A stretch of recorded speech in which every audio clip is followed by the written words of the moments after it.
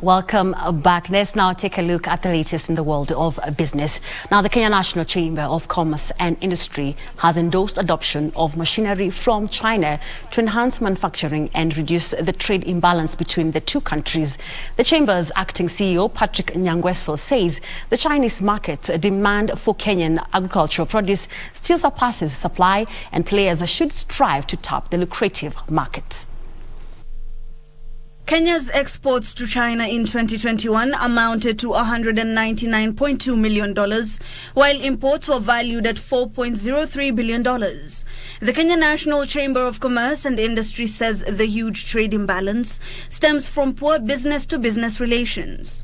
As the economy progresses, we cannot really progress without diversifying our products, without identifying new emerging markets, without developing new partnership in the global market. Although the foundation, the base of the trade, you see the China side is favoring, but we can see something very good, the increase. Now, if we check the export from Kenya side to China has increased 37%.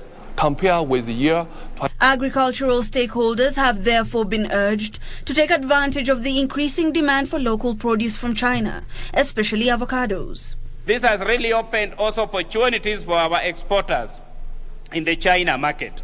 Of course, there are some trade barriers which we need to address, but it has really led to some significant growth. They say a means to ensure Kenyan products meet international standards and capture a larger foreign market share is by harnessing Chinese technology in local manufacturing. Those investments which have been already done in the country, we want to make sure that we don't leave them just to be like that. We want to help them grow, we want to help them to expand, we want to help them to diversify.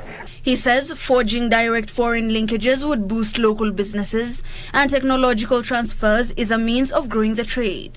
And for businesses looking towards exporting to the Chinese market, the Kenya National Chamber of Commerce endorses a business-to-business relation in order to achieve a trade balance. Hibak Said for Prime Edition.